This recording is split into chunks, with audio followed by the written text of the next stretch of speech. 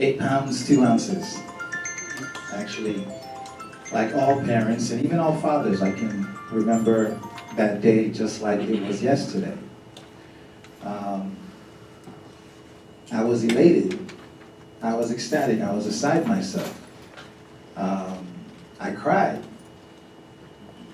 because this is something that I thought about for perhaps as long as I could remember becoming a dad.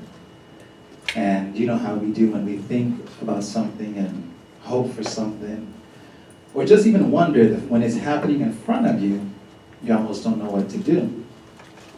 Now, as happy as I was, as excited as I was, there's a lot more that was going on within me and around me that I would not tell you.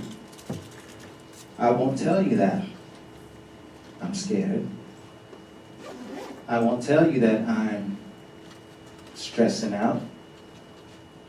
Just that I'm happy. My baby's got 10 fingers, 10 toes, and we're gonna make it happen. What you would not know is that a month prior, I had started my PhD program, and now a month later, I now have a brand new baby. What I will not tell you is that I was living in my mother's house, in the room that I grew up in, except now, instead of just myself and my craft, I had a wife and a new baby. So, there was a lot going on around the birth of my child. I was unemployed, but I don't tell you that. It's okay. It's all right. I wouldn't share with you that I was unemployed. And I won't tell you that 4 weeks after my daughter was born, my wife got a job offer. Any mothers here? Can you imagine going to work 4 weeks after giving birth? Your first baby? So that's my situation. We're happy to have a healthy baby, but now I have a wife who now must leave her child because our situation demands that we kind of rearrange some things. And so that's how I found myself becoming an active dad. Elated as I was, this is the circumstance. And at the time I felt that I was unique. I was the only one in a situation like this. But as time would show, it was not just me. A lot of fathers find themselves in this situation. What I lacked was support. Someone I can bounce ideas off of. Being home. We're going to try this again. Being home with a baby, yeah, you know you got to feed them, you know you got to make sure they're alive when mom gets home. But there's a lot else going on. And so being the person I am, I decided that I would engage this experience, which is where a lot of my research comes from, with minority dads, particularly black fathers, as primary caregivers. And in that time, I learned that fathers have a hard time. And this isn't a cop-out for dads, by no means, but we're talking about Fatherhood Task Force and some of the mental health needs. There are already societal pressures on men. Then when men become fathers, there are then additional pressures put on men. They don't replace the previous ones, they just compound. And so these things build, particularly with the work and the interviews that I was conducting with black fathers. There seems to be an even bigger cost to being an involved dad. If we're honest, within the black community, the idea of black fathers being engaged, that's unheard of. If you talk about black fathers, where's the conversation typically headed? Anybody? Absenteeism. Disengaged. Maybe the good ones pop in and out here and there, pick up little Johnny, take him to the park.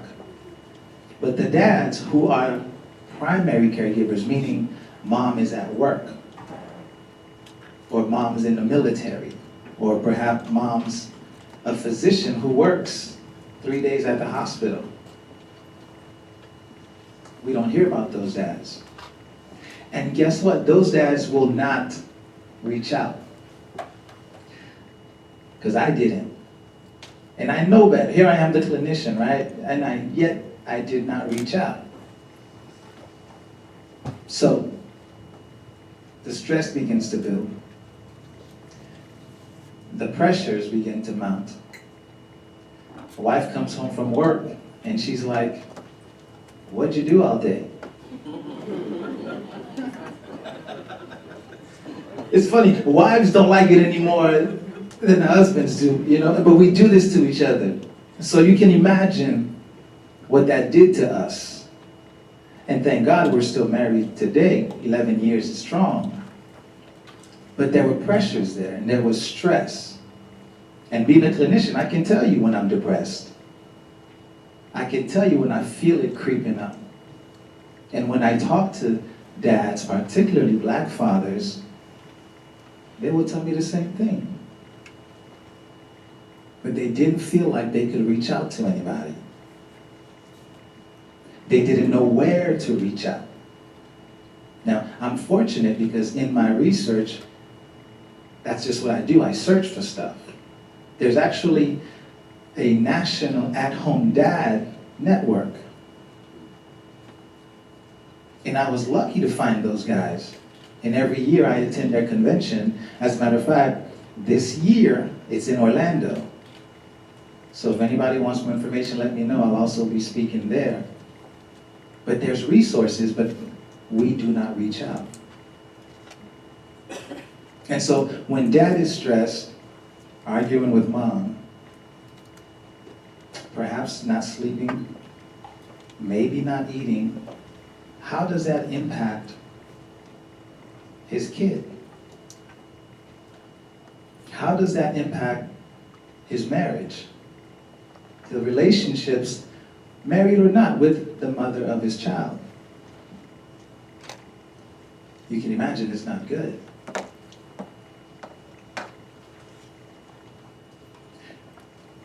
And so in doing these interviews and talking with dads, you begin to wonder, what are we missing?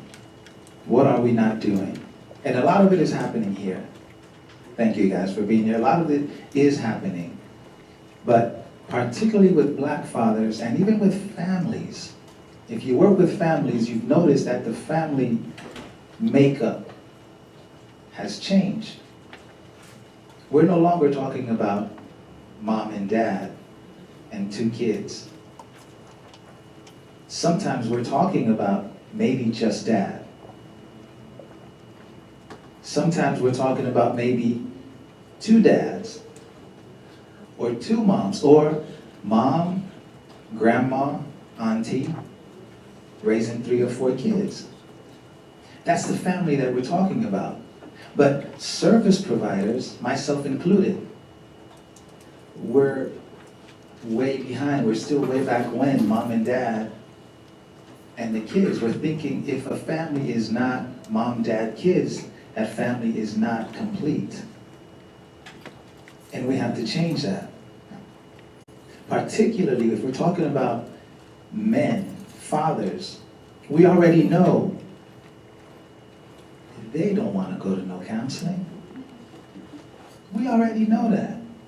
That is not a secret. If I tally the people who call my office for counseling, almost all of them are women. You're either a mother, a wife, or sister. What a great turnout.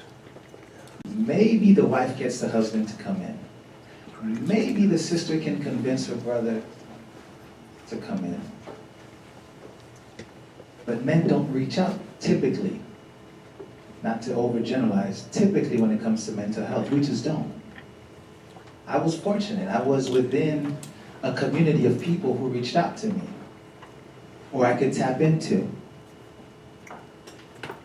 But not all fathers have that. So the question then becomes, what do we do as clinicians, service providers, to reach these men? How do we then communicate with these men? Because I'll tell you, since doing my research and going through this experience, I see fathers pushing strollers all over the place. And that blows my mind, because where the hell were they when I needed somebody to hang out with? I thought I was the only one changing diapers in the bathroom, in the men's room, on the sink. No changing tables. How do we connect and communicate with these guys? The rates of depression are much higher around this adjustment time for men and fathers. And again, within the Black and brown and minority communities, their needs are slightly different. The stigmas are much higher within these communities. If we're honest, if they do see counseling, they don't want to talk about it. They don't want you to know that they're talking to a counselor. But it's okay. How do we relay this message? And so programs like this contribute a great deal. You're the ones, you touch these fathers. You speak their language. I was lucky, I think. I really do. I really believe that it isn't that I knew that much more than other people. I think I just happened to be in an environment that I had support, the support I needed. And so my job, my life's work, is to find a way to give that support to other fathers. And I'm glad to be here with you guys today. Thank you.